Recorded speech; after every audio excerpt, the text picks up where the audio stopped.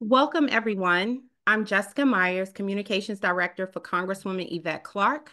On behalf of District 9, we welcome you to our SBA financing webinar. Thank you for joining. We will start momentarily. If you can just give us a few minutes for everyone to log on.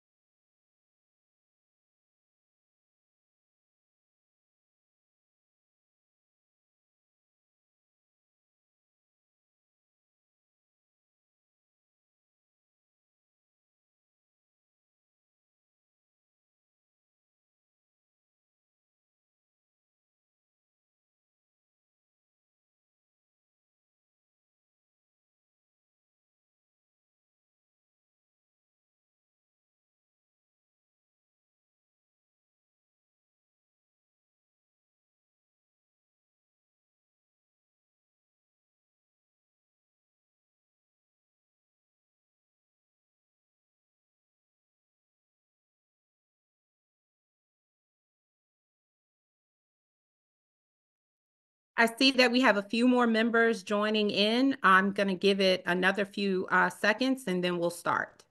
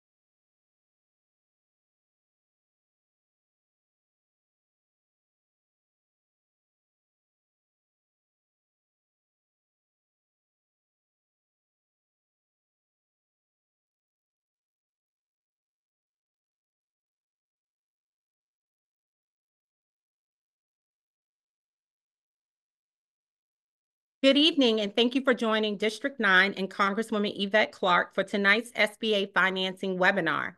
We would like to thank Pace University Small Business Development Center and the Small Business Administration for partnering with us tonight.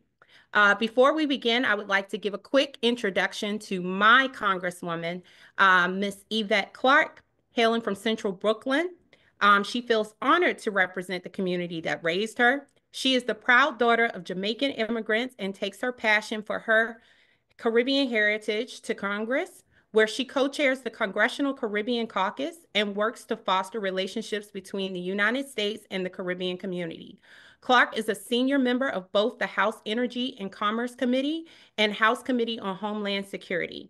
Clarke has been a member of the Congressional Black Caucus since coming into Congress in 2007, and today she chairs its Immigration Task Force. Today, you will be joining Congresswoman Yvette Clarke for a seminar on SBA financing, and without further ado, I would like to introduce you to Representative Yvette Clarke. Thank you so much for that wonderful introduction, Jessica. And greetings and good evening, everyone. My name is Congresswoman Yvette D. Clarke, and I proudly represent you, the good people of New York's 9th District in the United States Congress. And it is my pleasure to welcome you all to the Elevate Your Business webinar, hosted in partnership with the U.S. Small Business Administration's New York District Office and the Pace University Small Business Development Center. Thank you for joining us today as we explore how SBA financing programs can empower small business across our communities. We know that across the nation, small businesses have long been the backbone of our economy, and that is especially true within the diverse communities such as our own. Tonight, we will provide an overview of two key SBA financing programs, the 7A and 504 loan programs. These programs offer long-term and affordable options for financing small businesses. Small businesses in underserved areas face significant challenges in accessing capital, and we must ensure that all entrepreneurs have access to the funding they deserve.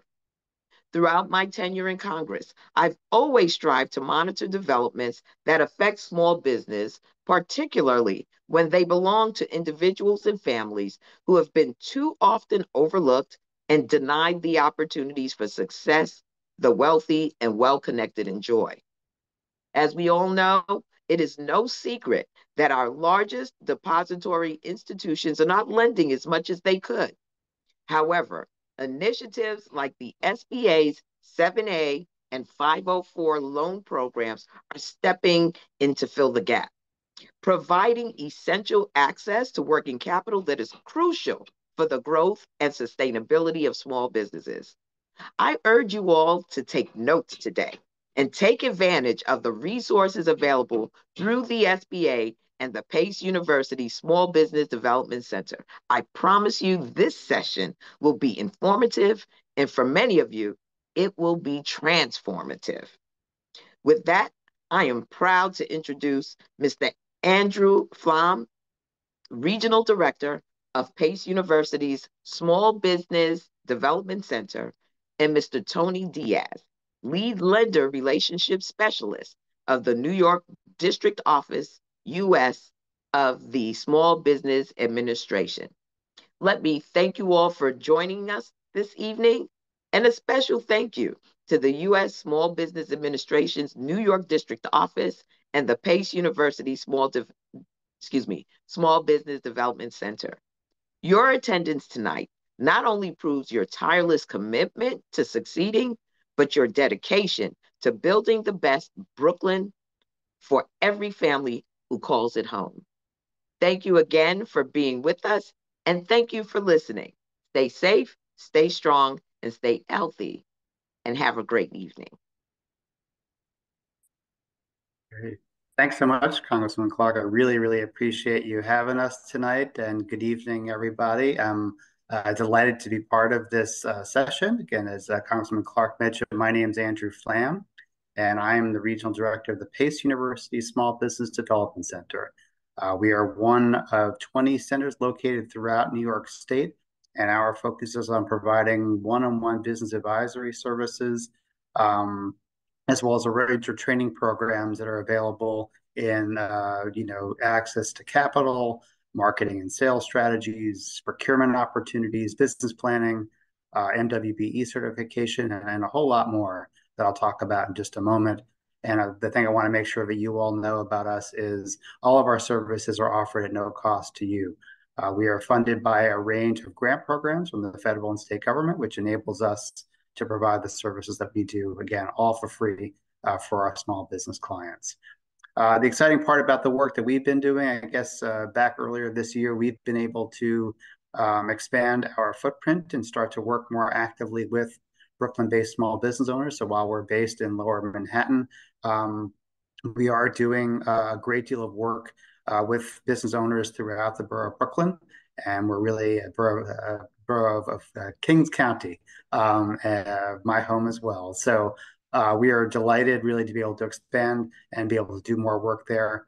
I will put some links in the chat in just a moment in terms of how to be able to connect with us. But for the moment, I guess you should know that our in-person one-on-one sessions are available at the Grand Army Plaza Library in central Brooklyn, as well as in Flatbush, in Bushwick, and at Industry City. And we have some other locations we'll be rolling out as well.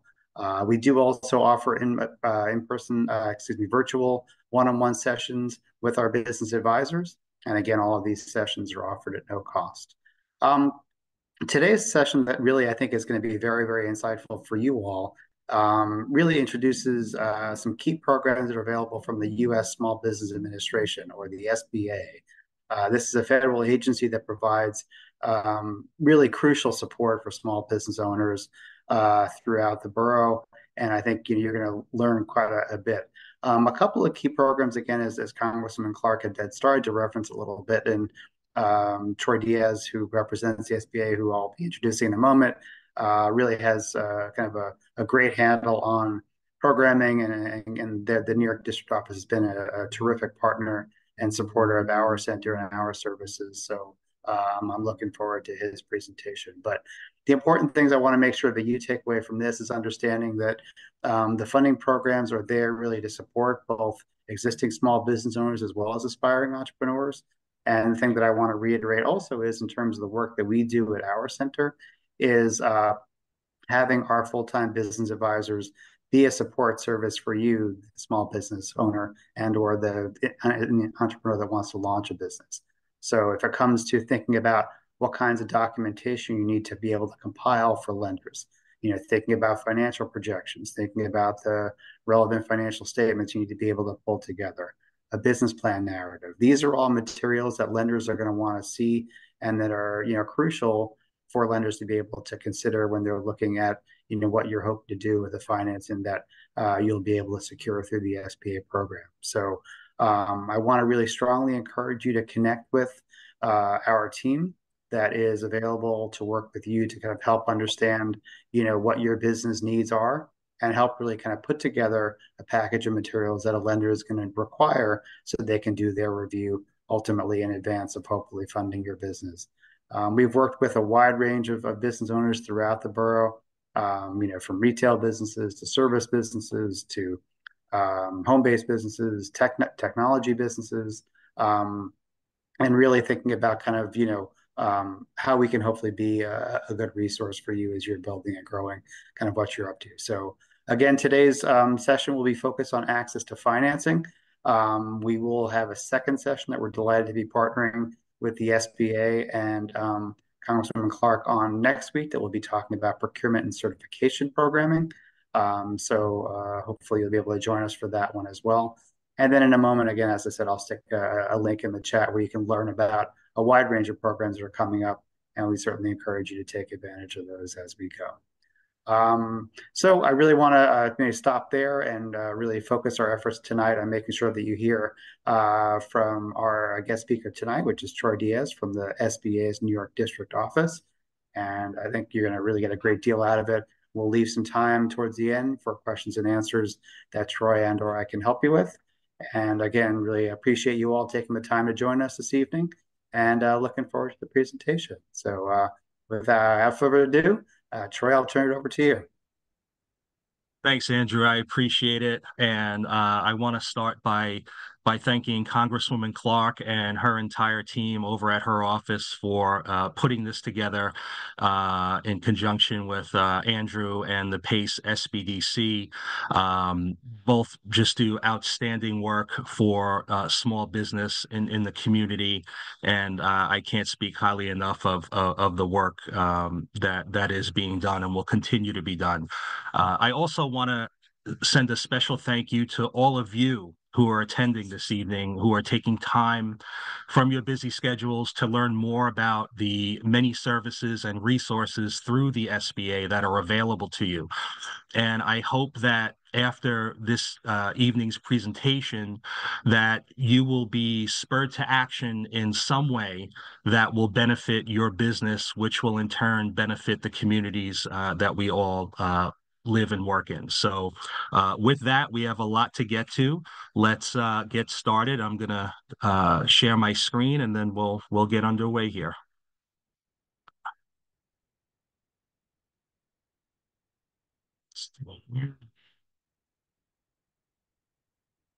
Okay.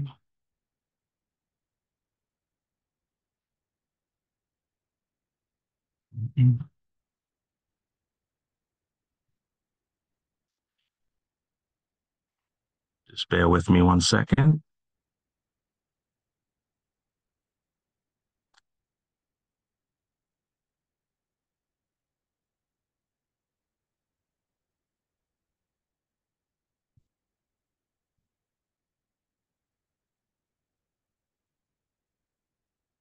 Okay.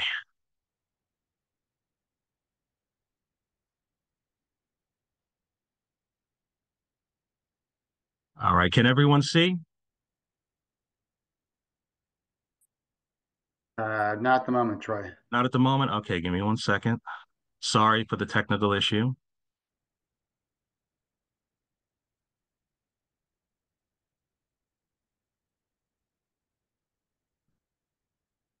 How's that?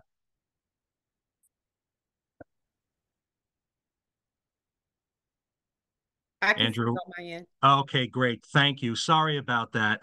All right, so let's get underway here. We have a lot to get to, and why is it not working here?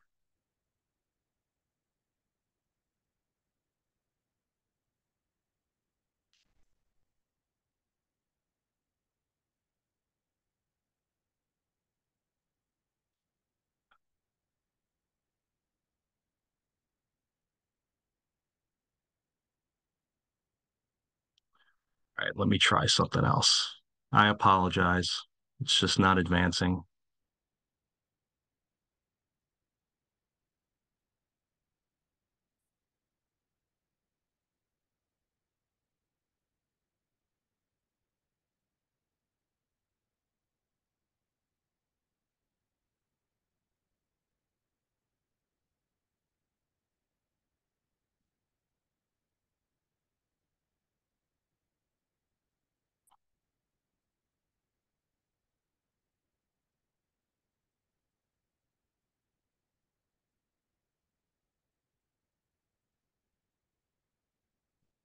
I apologize. I'm not really sure what's happening here.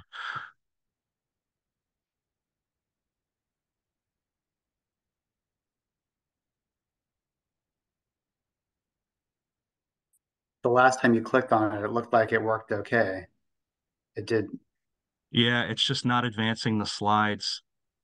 I think you can see now, correct? I clicked on the second slide. I think it'll may show up. Yeah, So we're working now? I can see the second slide now. Okay.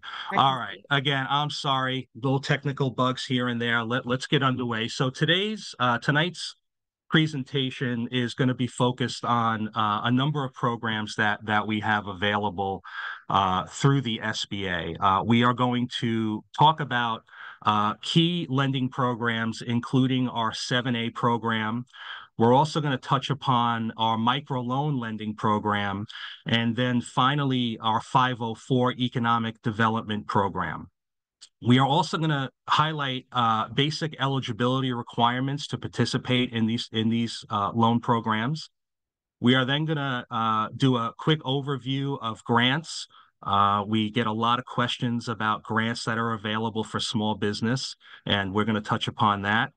And I'm not going to steal the thunder of my colleague Jacqueline, who will be doing the second part of this series on federal contracting. But I think it's important to do a quick overview of that area of available resources for small business because it's so vital for our country and our area.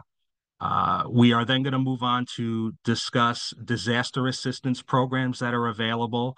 And finally, we're going to round out with resource partners that we have available for you. Okay. I generally like to start these presentations with a little bit about who we are at the SBA, and in particular, the New York District Office. Every state in the country has district offices available to serve the business owners in that state. Here in New York, we have 3 offices. Our district office happens to be the largest in the nation, and that's due to folks like you and the small businesses doing a wonderful job out there in our communities. Our territory includes the Lower Hudson Valley, Sullivan and Ulster, Dutchess, Orange, Putnam, Rockland, and Westchester counties, the 5 boroughs, New York, Bronx, Queens, Kings, and Richmond, and Long Island, including Nassau and Suffolk counties. We serve over 1.6 million businesses that employ more than 5 million people. SBA-backed loans have continuously exceeded more than $1 billion annually, distributed by upwards of more than 128 approved lending institutions. This is a very, very significant number of loans and funding dollars that goes straight out to this district community and the small businesses. So it's really wonderful what is happening out there. And we provide much needed resources to all levels of entrepreneurs, whether you are a startup entity looking to get off the ground, or if you are a more tenured business that's been in business for a while and have more complex needs. So the SBA is known primarily for the financing programs that it supports. We're going to start here, as I mentioned, and I think it's important to begin the discussion with talking about just how an SBA-backed loan can help you. And the assistance is varied, and there are a number of ways that you can find help for your small business through these programs. The thrust of the SBA loan programs are rooted in several areas, whether to launch, grow, or repair a startup, to start or purchase a small business, which is very common as far as the use of these programs. Access to working capital for day-to-day expenses via revolving credit lines. These loans can also be used to purchase, renovate, or expand facilities. They can be used to purchase inventory, equipment, or machinery for your business. They can also be used to purchase land or real estate, which we will get more into later on with our 504 program. Loans can also be used for those businesses who are looking to expand beyond the continental U.S. and export a product or service. And all of our loans generally come with competitive terms and equity injection requirements. So let's talk about the loan programs themselves. There tends to be a common misnomer out there about what an SBA loan is, and more importantly, where the money's coming from. It's important to note that the SBA does not lend money directly to small business owners. And I know that can be a little confusing because all we hear out there are SBA loans. And it makes sense that you would think that the funding is coming from the SBA, but that is not the case. The way that SBA loan programs work is that partner institutions, banks that are within the SBA fold, approved to do SBA loans, they are actually making the loans to you, the small business. Okay, they are making these loans straight from their own balance sheets. Where the SBA comes in is to encourage these lenders to make these loans. Now, how does that happen? Well, the SBA reduces the risk that the lender takes on by issuing a guarantee. We will go into more about how that guarantee works on the next slide.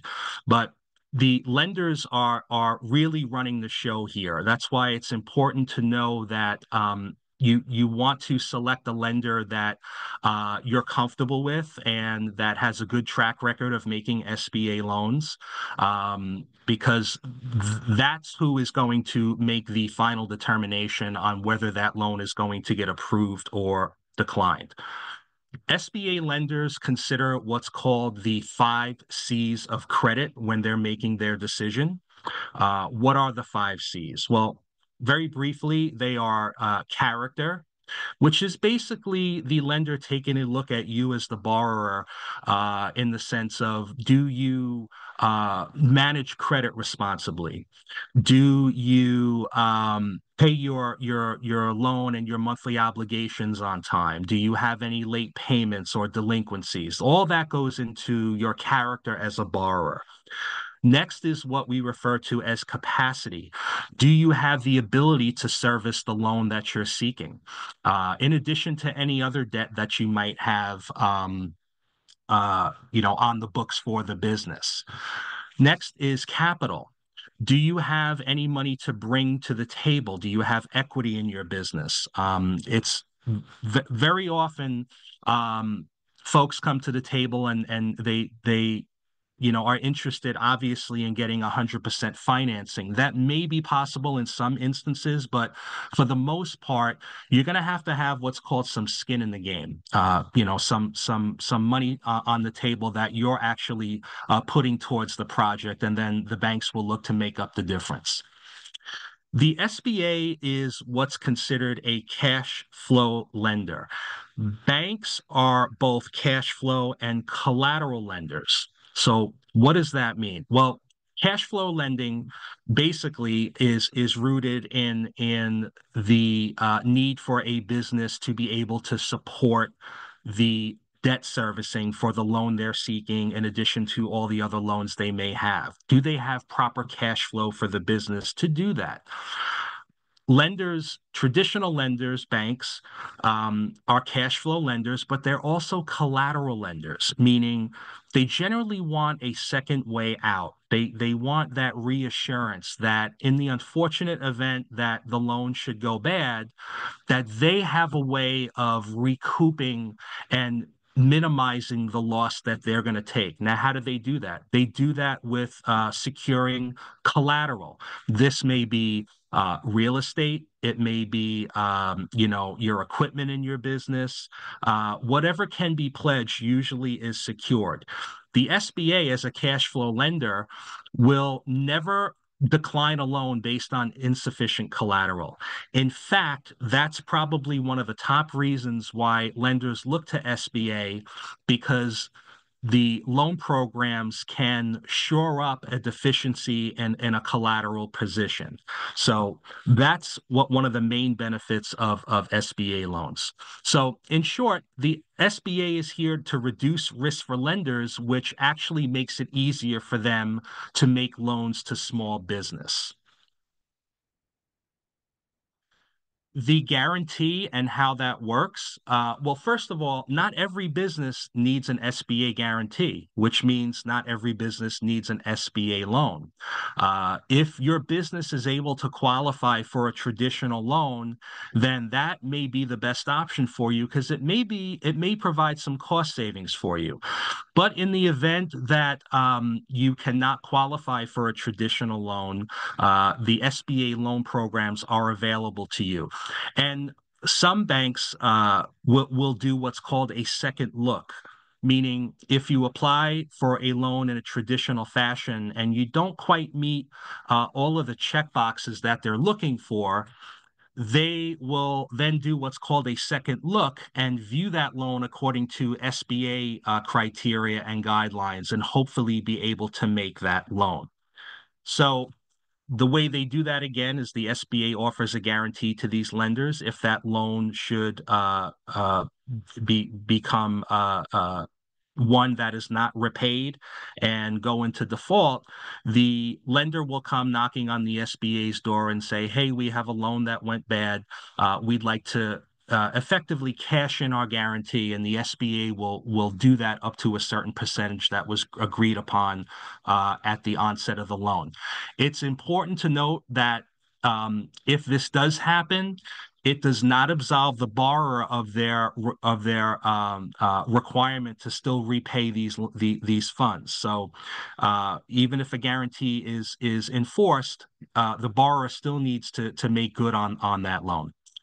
SBA lenders handle all of the loan transactions, including the application, the approval, the disbursement, the ongoing servicing, and the collection. So it's a one-stop shop when you're dealing with an SBA lender. All right, let's go into the actual loan programs here. So we have our 7A loan program, which is our flagship capital program. And it can get a little confusing. So what I want you to think about the 7A program, think about 7A as an umbrella. And under that umbrella, there are a number of loan programs that reside. You have, just to name a few, we have the 7A standard loan, which is any loans above 500,000 to 5 million.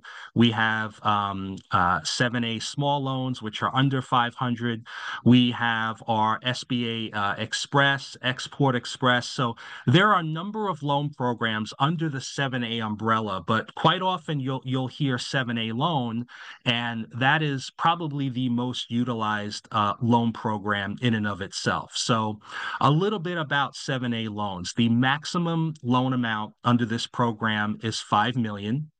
The maximum guarantee that could be offered to a lender is 3.75 million. And these loans can go out typically 10-year term for uses such as equipment and fixtures or business acquisitions. And they can also be used for real property acquisition, real estate, owner-occupied real estate, which can go out as far as 25 years. So you do have that option.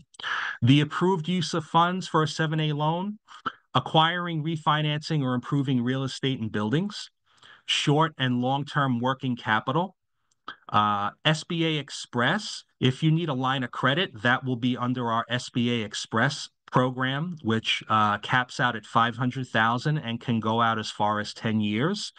The way these loans are structured is that you will have an access period followed by a repayment schedule period. Can go up to 10 years. 7A loans can be used to refinance current business debt. This was very popular after the pandemic. Unfortunately, a lot of business owners, took out very high interest and predatory loans to stay afloat. The SBA 7A loan can be used to refinance business debt.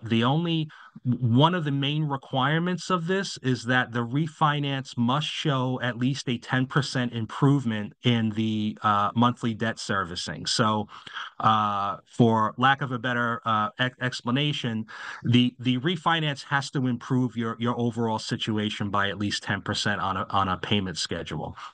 7A is also used for purchasing and installation of machinery and equipment, including AI-related expenses, furniture, fixtures, and supplies; changes of ownership, complete or partial. This is in italics for a reason.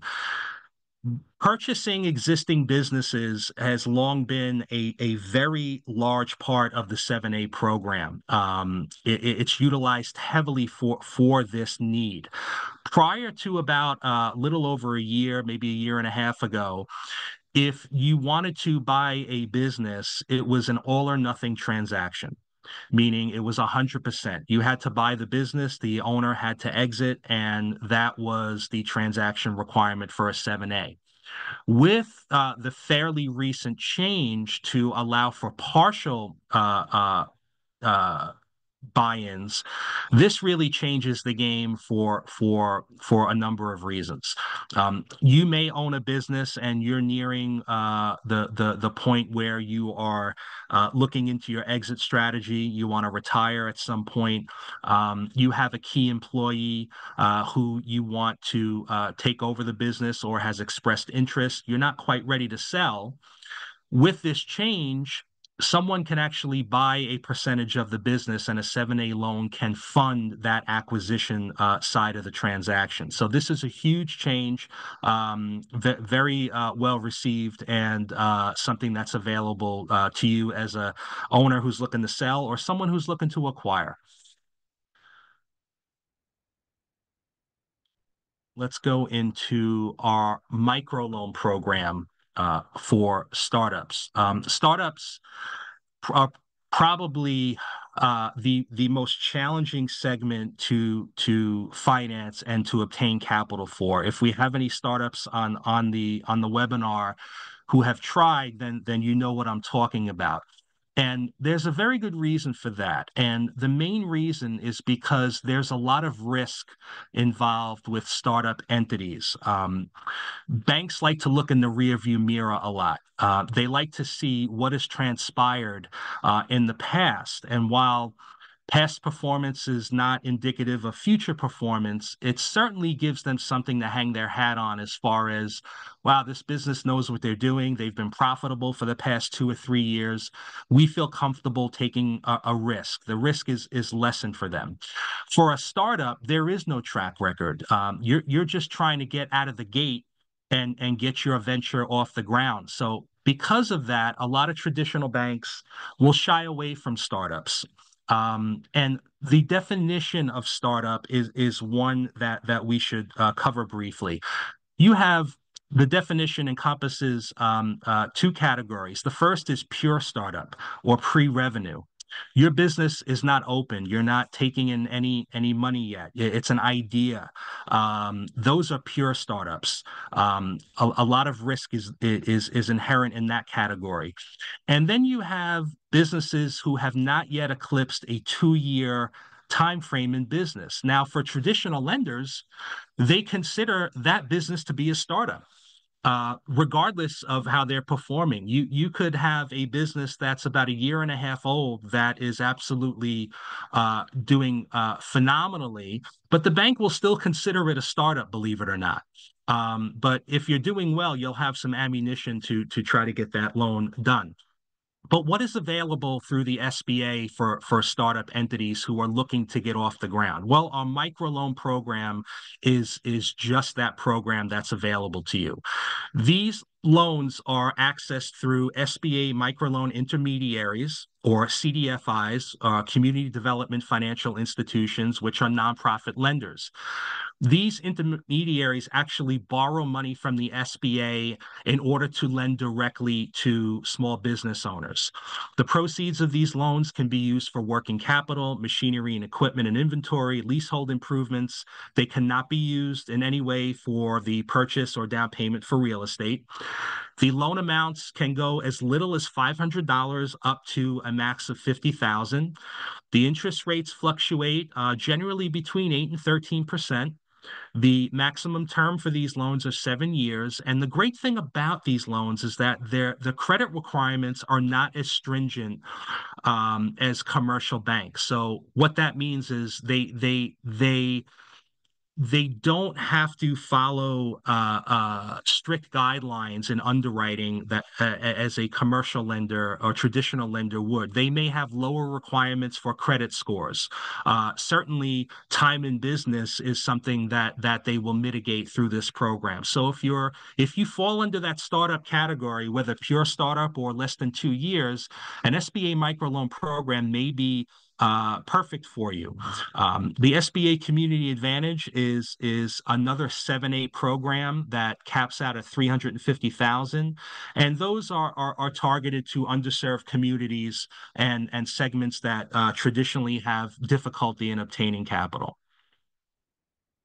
Moving on, we come to our 504 Economic Development Program, which is effectively referred to as the 504 loan. These are often used heavily for real estate acquisition or owner-occupied, and we'll get more into that. These loans cap out at $5.5 million. They offer fixed rate, low down payment financing for fixed assets as well.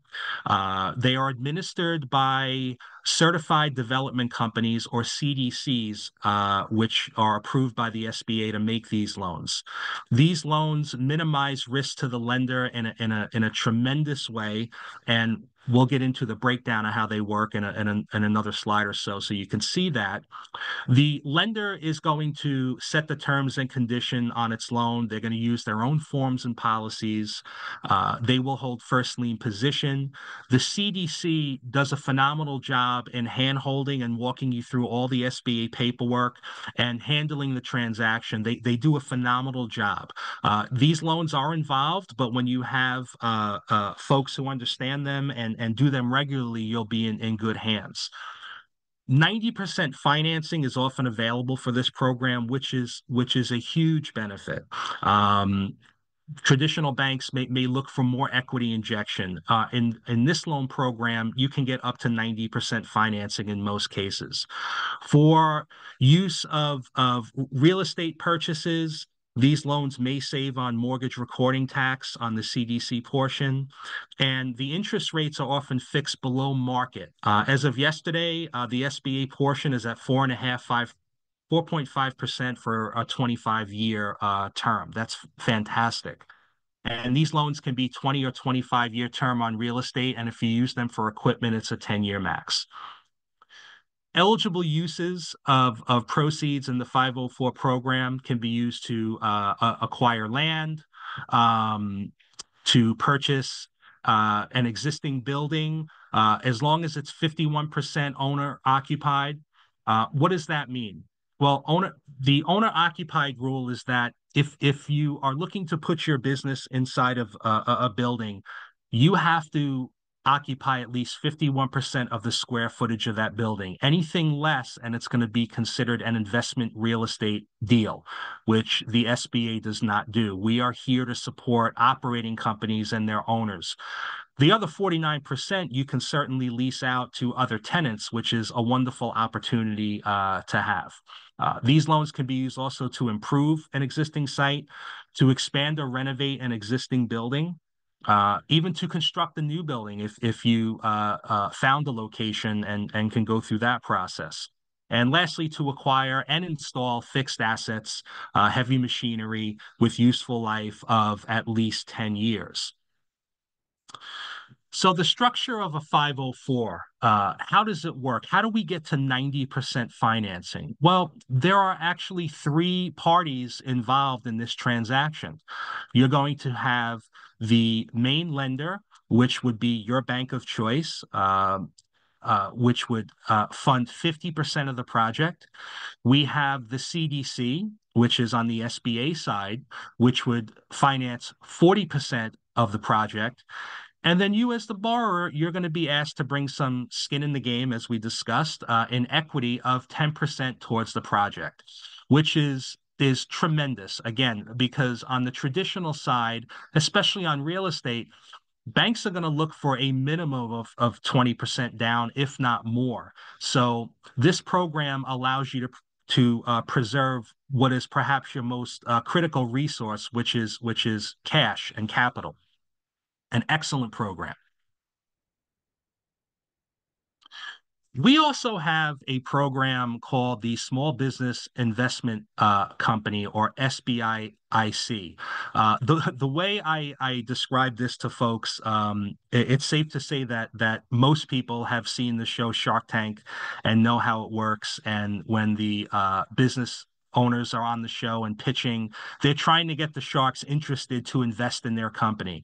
Well, the SBIC kind of works the same way, because you're dealing with venture capitalists who are looking to get in on those companies who are poised for explosive growth, additional success. The program really is for businesses that are already up and running and have a solid foundation and background. And I would encourage anyone on the call who falls into this category to go to SBA.gov and read up on SBICs, because it could be a very powerful program for you to get a partnership with someone who can help you take your business to the next level. SBA loan eligibility requirements. Let's go over this a little bit. The SBA loan eligibility is generally based on what a business does to receive its income, the character of its ownership, and where the business operates. Normally, businesses must meet what the SBA refers to as size standards. These are in place to make sure that the businesses are truly small businesses. The SBA is here to help small business, and we make sure of that by these size standards. You must be able to repay the loan and have a sound business purpose.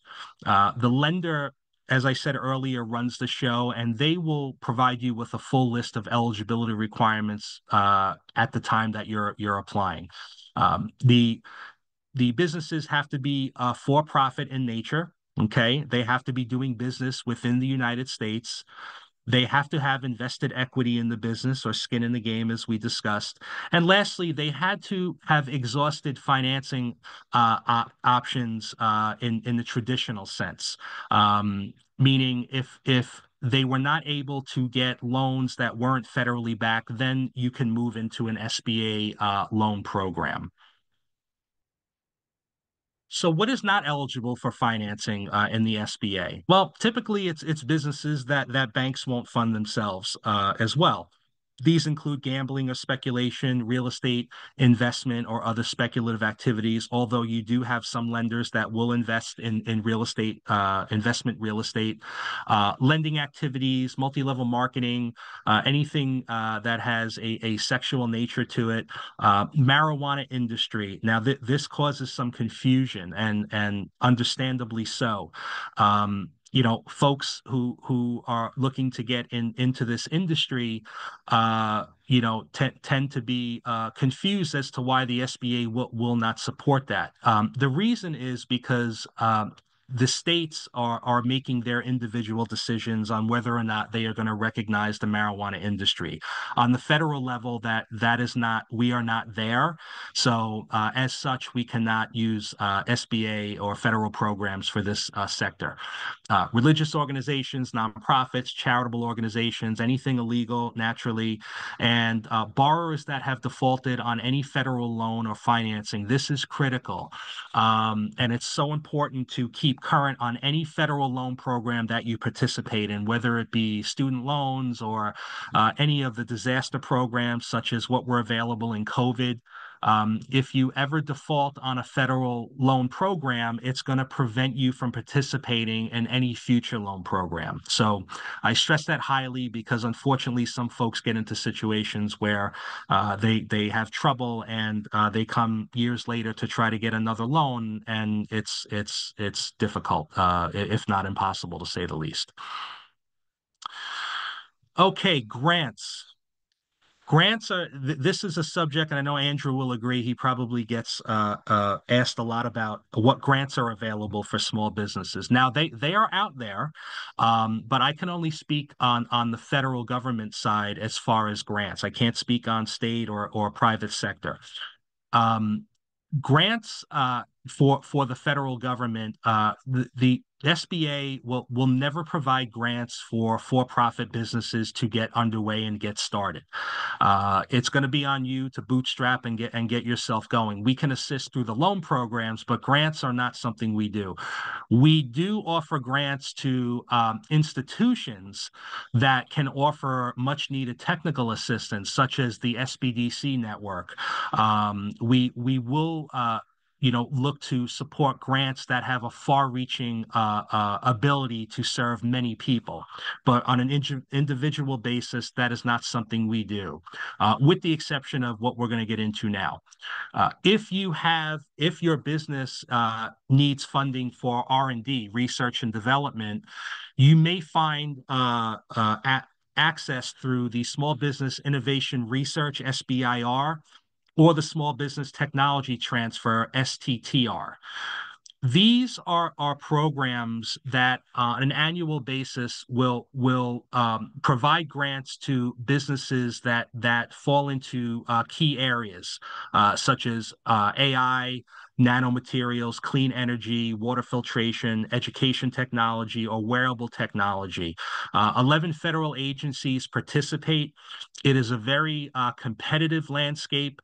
I would highly encourage you to take your time and review SBIR.gov if you're interested in exploring this, and then you can, proceed accordingly. And I would encourage you to work with a local resource partner for assistance with this.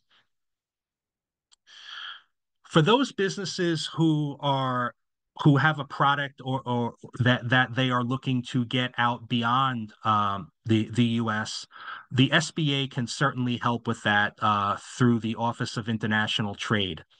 Trade and export is a big part of what we do to assist folks. We have a separate department for that, which is fantastic.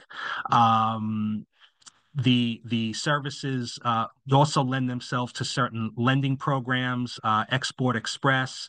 So there is a lot available to you if you're looking to take your business outside of the continental U.S. You're not alone in that.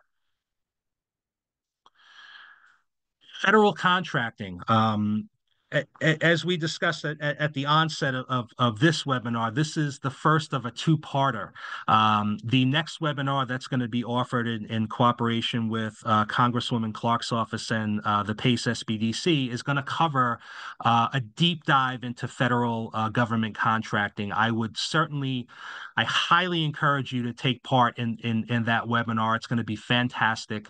And I don't want to steal their thunder, but I will go over just briefly some important points of what this program is, how we can assist.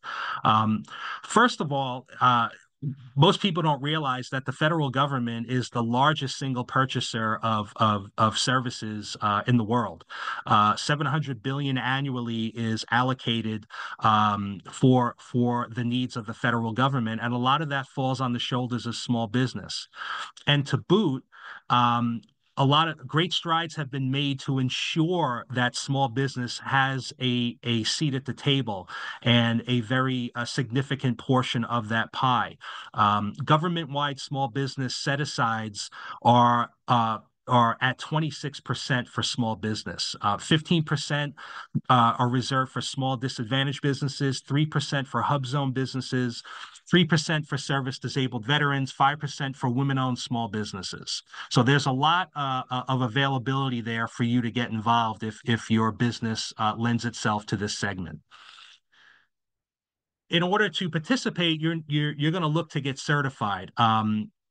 The next webinar will go into more depth about this, but there are certification programs available for veterans. We have our 8A small development program. We have women-owned small business, Hub Zone. So there is a lot available to you, and more importantly, there is real assistance to help you through these programs and get you underway. It's a lot to understand, but you have experts that can walk you through and really get you to the finish line, which will benefit your business.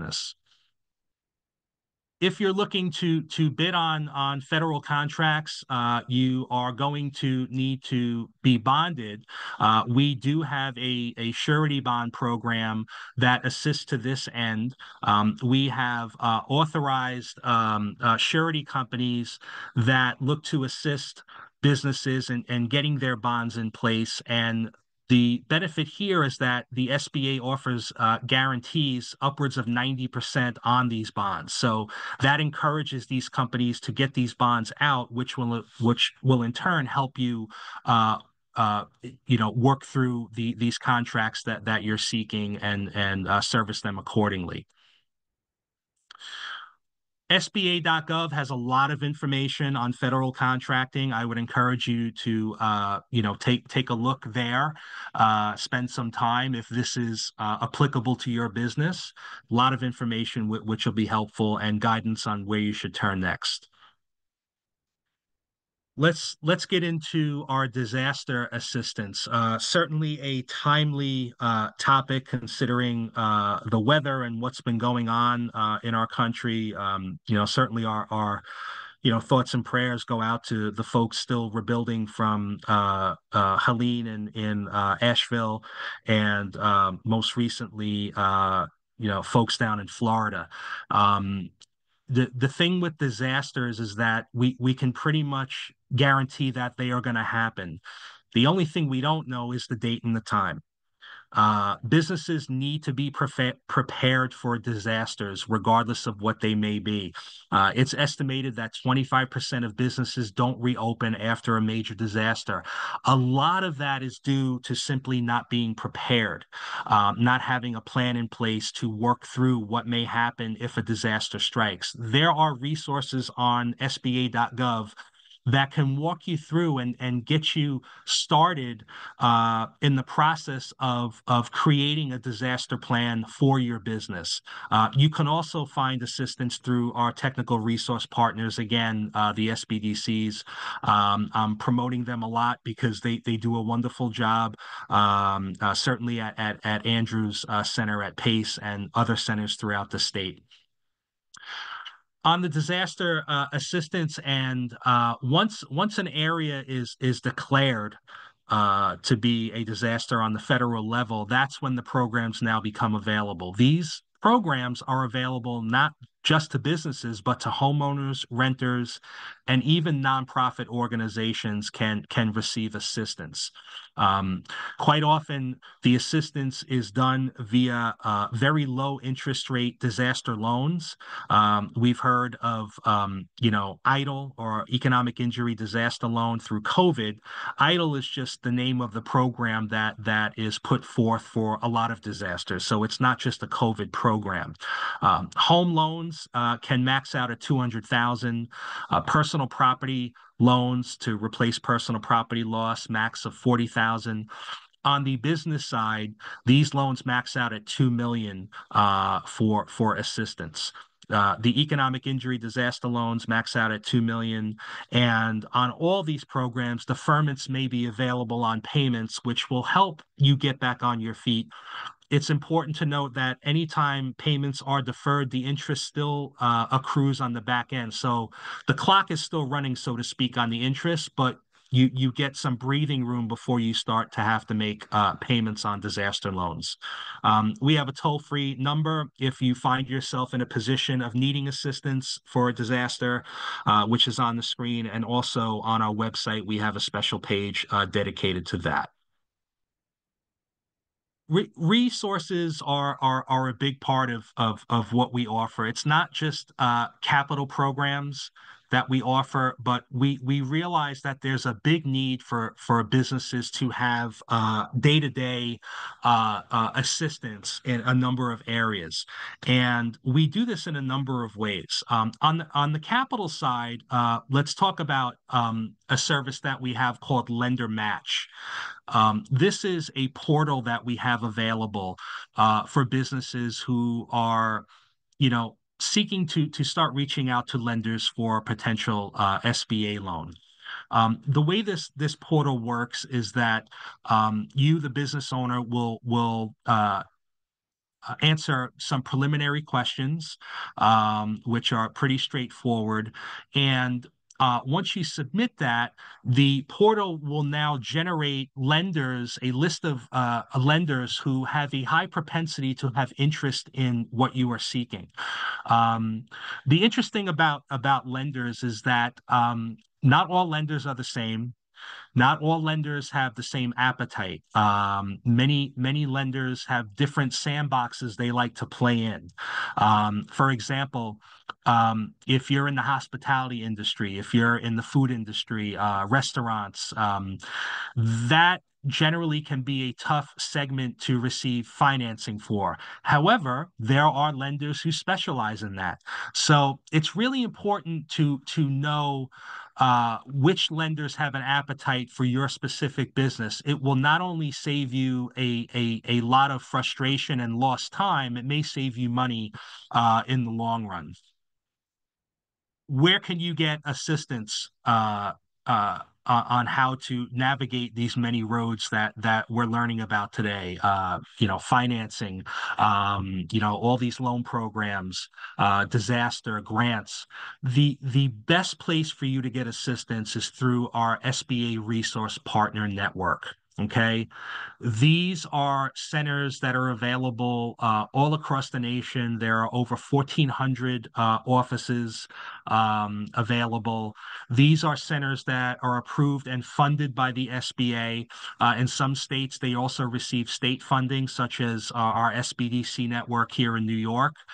New York State is highly committed to this wonderful program. And you can find, information about these partners at sba.gov local assistance. So in our area, what is available to you? Well, you have women's business centers, WBCs. We have the small business development centers, SBDCs. We have veteran business outreach centers, VBOCs. If you are a veteran, there are special programs available to you and also spouses that veteran business outreach centers can clue you in on and assist you with. And then finally, we have Service Corps of Retired Executives, a SCORE. So as you see, there's a lot of uh, help available to you. And the best part about it is that all of these services and all of this assistance is free.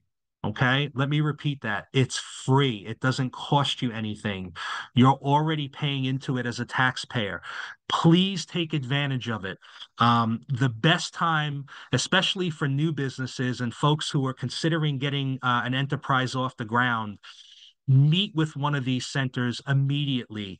I promise you, they are going to help you steer around obstacles that you invariably would run into if you're doing this on your own. A lot of these obstacles could be costly. They have a price tag to them. For example, if you create your business entity and it wasn't the best one for you, you created a corporation when you should have created a C corp when you should have created an S corp or an LLC. These are costly things. So to get the assistance right off the bat can really help you and save you a lot of money and frustration. The SBA Resource Partner Network helps with a lot of things, such as the services you see here, business planning, development, one-on-one counseling. They offer a lot of workshops. This evening is a perfect example. The SBDC and Congresswoman Clarke's office partnering to bring you this information. Financial packaging and lending assistance. They will help you with the loan process. A lot of these resource partners actually have a good handle on the banks and what they're looking for. Again, save you many in encountering many frustrations and lost time and money. Disaster recovery, procurement and contracting, which you'll hear about in the next session. Market research.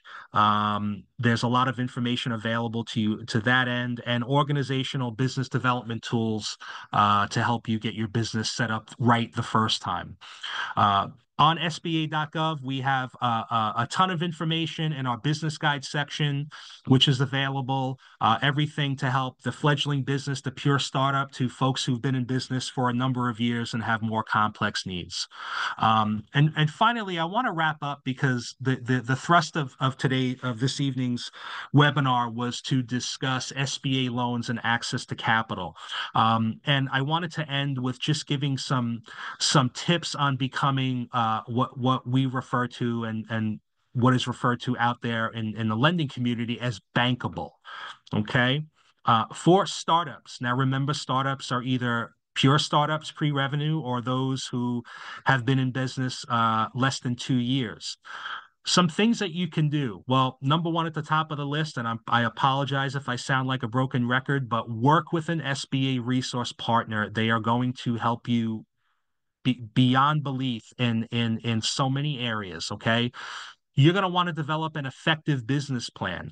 What's an effective business plan? Well, I will tell you what an ineffective business plan is, and that's one where folks go out and pay for a service and they're all over the place. They pay hundreds of dollars to have a business plan formulated for them that comes in. It's really pretty. It's 50, 75 pages full of graphs, charts, statistics, and it says nothing about the business and nothing about the business owner. And lenders, I've seen it. When I was a lender many years ago, those business plans literally go in the garbage. Save your money. Some of the best business plans that I've seen are really no more than 10 pages. Your resource partner can help you. They can help you develop these plans for free. Save your money. Get it done right the first time. Part of that business plan is going to include 2 years of financial projections. You will receive assistance with that as well. You're not on your own. You want to ensure your personal credit report and score are satisfactory. I'll give you another tip on the next slide on how you can look into your credit report. You want to be prepared to have skin in the game, or be able to bring some capital injection to the project. And you want to be able to identify and support your loan request. The last thing you want to do is go to a lender and say, I need $100,000. The lender's going to say, great, tell me how you're going to use the money. You better have a plan and be able to account for every dollar of the money you're asking for, how you're going to deploy it. Banks refer to this as sources and use. Okay. So if you come to a lender and say, I just need $50,000 and you can't back it up, the loan is not going to be taken seriously and probably not going to work its way through the channels to approval. For our existing businesses, okay, again, number one, work with an SBA resource partner. They will help you. Speak with a lender and determine their requirements. As we talked about tonight, lenders have different appetites. You want to match, you want to find a good match. You want to get to a lender that has an interest in your particular business segment and has done deals before. Okay. They are gonna guide you, figure out what it is they need, assemble everything they need.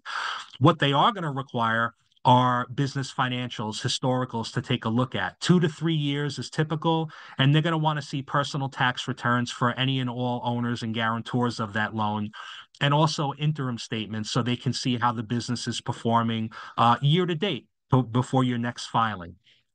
Again, ensure your personal credit and score are satisfactory. Have skin in the game for capital injection. If you're an existing business, there may be loan programs available for you for 100% financing, but generally you're going to have some capital injection. And finally, on tips to becoming bankable, a lot of folks wonder, well, how do I get my credit report? Well, there is a website out there that you should be aware of and make a note of. It's annualcreditreport.com. This is the only site authorized by federal law to provide folks with copies of their credit reports from each of the 3 reporting agencies, Equifax, Experian, and TransUnion.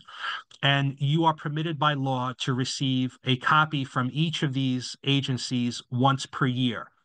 So I've seen a lot of folks get creative and spread it out over the course of the year. They will request one from Equifax, and then 3 or 4 months later request their report from Experian, and then 3 or 4 months later request it from TransUnion, and then in the following calendar year they rinse and repeat. So they're monitoring their credit profile on an annual basis, and it's a chance for you to look and see if there are any discrepancies that you need to address. So that concludes our workshop for this evening. I want to apologize again for the technical issues with the slideshow. I certainly apologize for that. I'll try to figure it out what happened, but at this time, I'm going to stop sharing my screen, and we can try to take some questions if we have any. Andrew, if you want to help facilitate that, I'd be happy to see what we can do to get some answers. And if I don't know the answer, we will certainly look into it, and, we can, follow up with you. Great. Thanks so much, Troy. I really appreciate it. I guess I'll give you a moment to pause. A lot of really solid and very, very valuable information there. For those of you, I was trying to answer a number of questions in the chat as we went. So some of that you'll see in responses either to you individually, or I was trying to do more of it in terms of sending it to all attendees.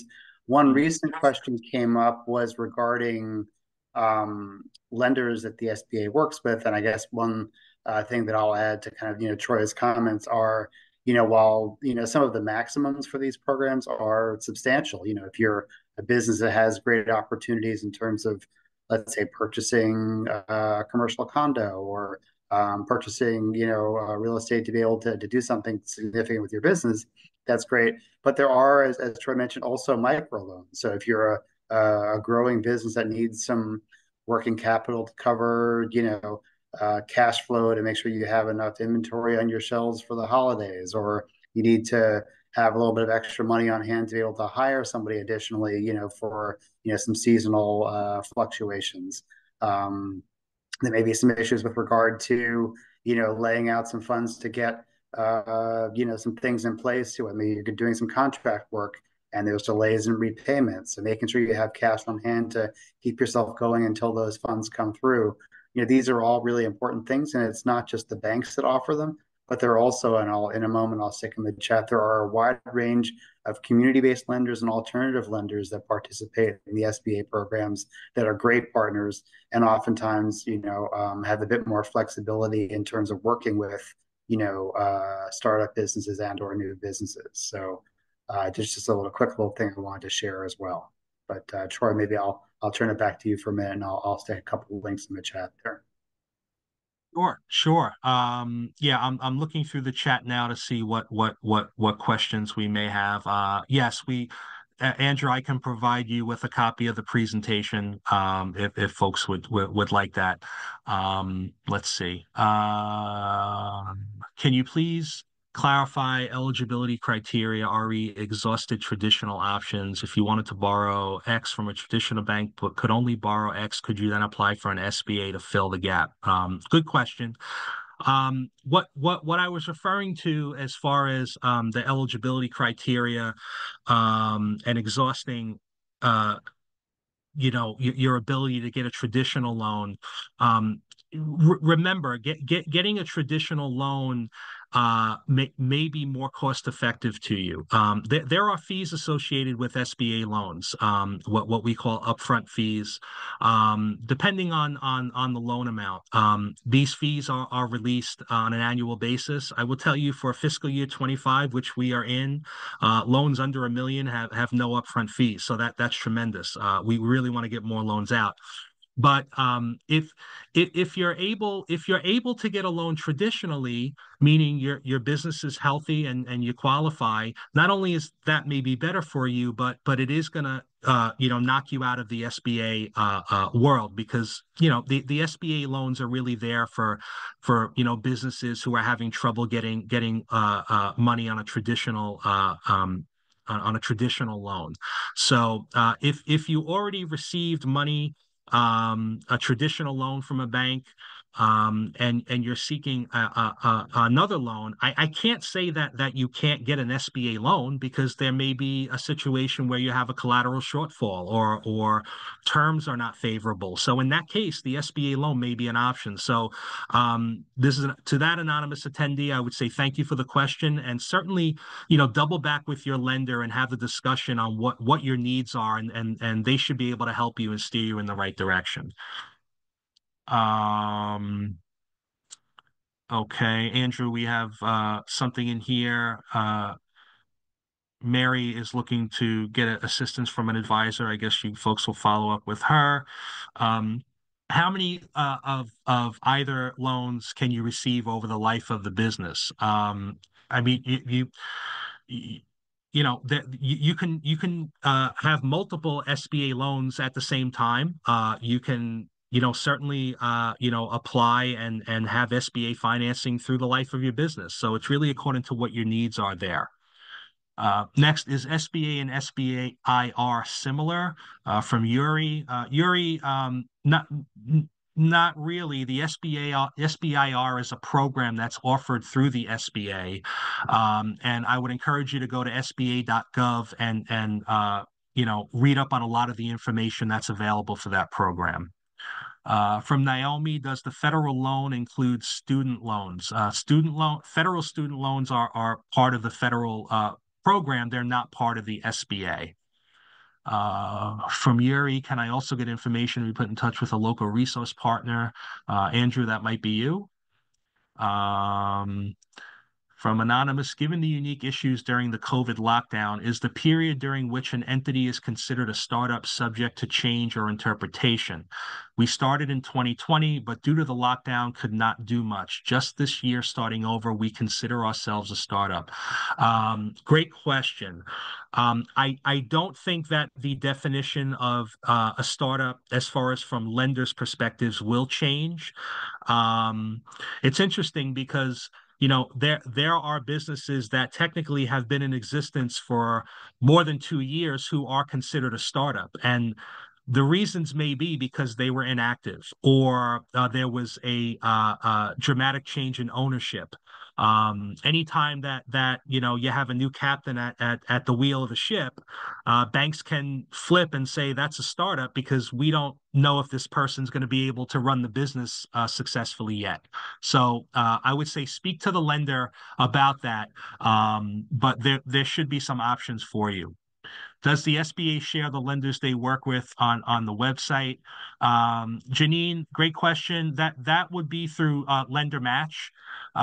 If you wanted to go through Lender Match and be matched with lenders who may have an interest in working with you in your particular business. But again, and I'm sorry I sound like a broken record, and I'm not trying to discount the Lender Match tool that we at the SBA have. But I would really encourage you to work with a resource partner because they often have a really good handle on the lenders within their area and where you live to help kind of guide you in the right direction, which will save you a lot of time. And Troy, I had put a list of some of the local banks and community-based lenders in the chat earlier. So Wonderful, hopefully that'll be a wonderful. support as well. Excellent, excellent. Oh yeah, Andrew, you just spurred a thought. Thank you. As far as a list of lenders on the SBA website, you can find local micro lenders. So if you remember, we talked about our SBA microloan program, which is really geared towards startups and maxes out at 50,000. You can go on SBA.gov under the funding programs tab and put in your area, and you'll get a list of micro lenders that are there. Better yet, again, work with your local resource partner. They know who these micro lenders are. They have personal relationships with the people in these offices. So again, I'm not disparaging our Lender Match service or what have you, but we all know when you deal with people, it's a more personal interaction. And one of the benefits of these resource partners is that they have personal relationships with lenders and a lot of these other offices out there. So you're in good hands there. Sharon, my question is, if you already have an EIDL loan, can you still apply for a microloan or a 7A loan? Sharon, excellent question. The quick answer to that is yes. The SBA, you can have an EIDL loan and still apply for another loan. If the EIDL loan has first position in collateral, which it probably does, the SBA will subordinate their own loan to allow you to get another loan, whether it be an SBA loan or a traditional loan. We are not here to get in the way of your growth and success. So if we have to subordinate an existing SBA loan, if it makes sense and the numbers make sense, we will certainly look to do that. There's a lot that goes into the review. But on the surface, the answer is yes, with some additional due diligence. Send a copy of the presentation. Andrew, I'll send that to you. Are there SBA lenders that prioritize small business owners who are women and are minorities, or are grants more appropriate for that segment? Great question. The micro lenders, they really focus on the underserved business segment, which includes startup businesses and women and minorities. So I would say yes, you can start there as well. What if you can't borrow what you want? I don't know how much you want.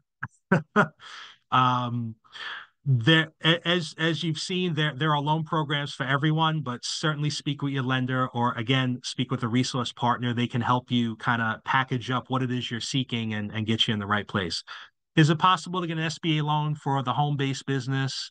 Like OTA. I'm not really sure what OTA is, forgive me. Yes, SBA loans can be, given to businesses as long as they are, operating successfully. Do SBA loans available for construction business startups? That is for seeing a lot of business expenses such as tools, transportation, and marketing. Startup, again, as we discussed, could be a very difficult segment with lenders. The microloan program is probably going to be, a good option for you for that. Does applying for SBA loan affect credit score? Anytime there's a hard hit on your credit, it could affect your credit score as a pull. I don't have the exact answer on how, to what degree. I only need capital to purchase goods for mostly goods sold to the government. Are lines of credit available through the SBA? Yes.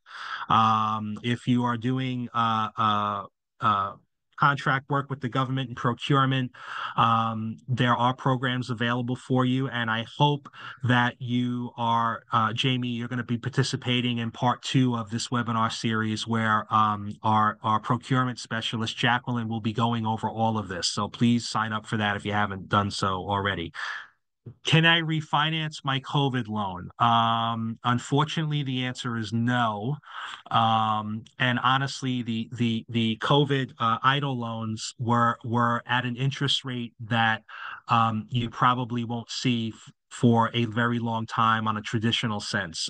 Those loans were really made at very low interest and long term to help businesses recover. I don't think that even if you could refinance it outside of the SBA, you'd be hard pressed to find a lender that's going to offer less than 3.75%. Why SBA would decline a loan for disaster for credit reason? Great question, Mark. These are loans, so there is an underwriting process that goes into this. I can tell you that from what I understand, the underwriting criteria is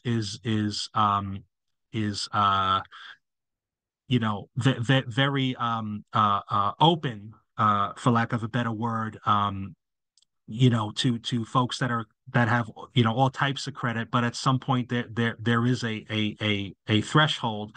I would say if you were declined, speak to the disaster office and find out why the reasons you were declined, so you can help mitigate that in the future.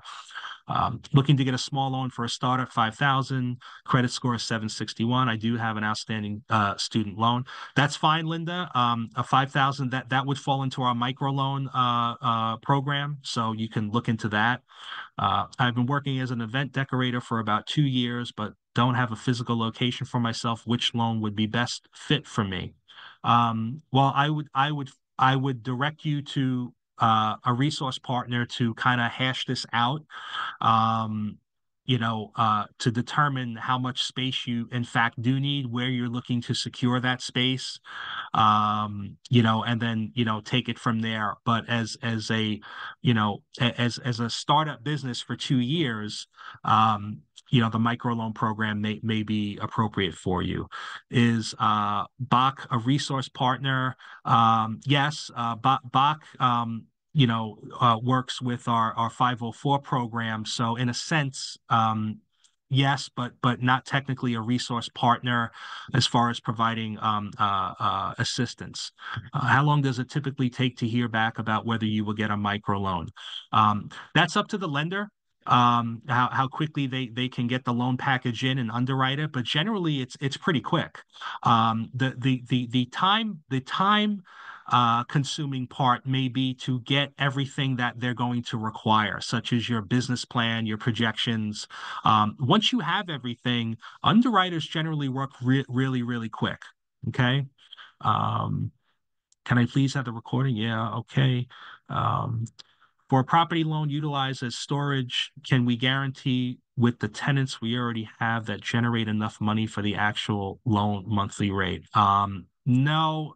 A property that's used for storage would not be applicable to an SBA 504 because, again, we look for owner occupied, meaning the business has to occupy. This would be more of an investment property loan, which you could go to a traditional lender who has an appetite for that. With a microloan, are you able to get a federal contract? Well, microloans really aren't intended for that. I would say participate in the next webinar that's coming up on federal contracting, and a pathway could be best outlined for you. Maybe you don't share the names of lenders. Mine is the only unanswered question. Janine, sorry about that. We can't at the SBA. We can't endorse a particular lender. It would be improper for us to do that. I would say that, you know, we can match you through Lender Match if you decide to go that route, but any due diligence is up to you to decide who you're going to work with. You know, we don't have an actual list. We do have a list of micro lenders, SBA micro lenders that you can find on our website. And I think that's about it. Andrew, do you have anything else? No, I was typing away at some questions as well. I think, Troy, you covered a lot of material. And as Troy mentioned, I guess the presentation will be made available, and we hope you all will join us again next week for session number 2 on procurement and certification.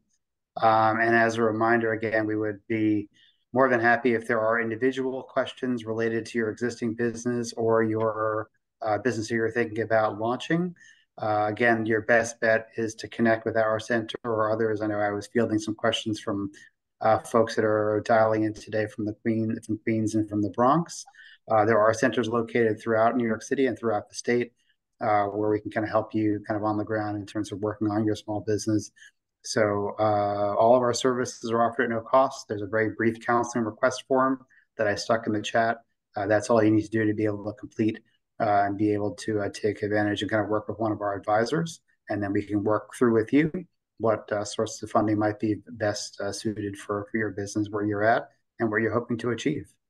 But with that, I guess, again, we really appreciate Congresswoman Clarke for pulling this together, and Jessica and you and your colleagues for managing this and making sure this went smoothly. It was really obviously a lot of questions, and this is a topic that we're very passionate about and want to make sure that we help small businesses get the funding they need to be able to build and grow in Brooklyn and beyond. So, Jessica, any final things from your end?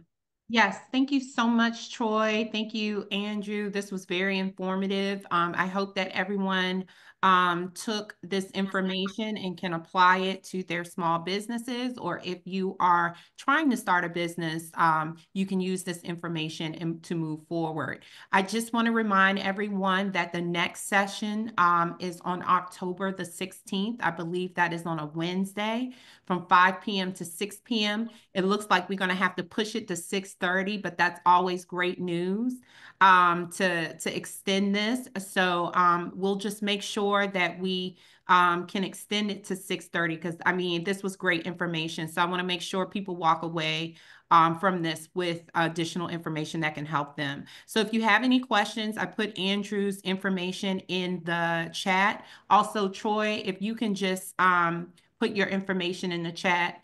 And then we'll collect everyone's emails, and we'll send a copy of this video to everyone by next week.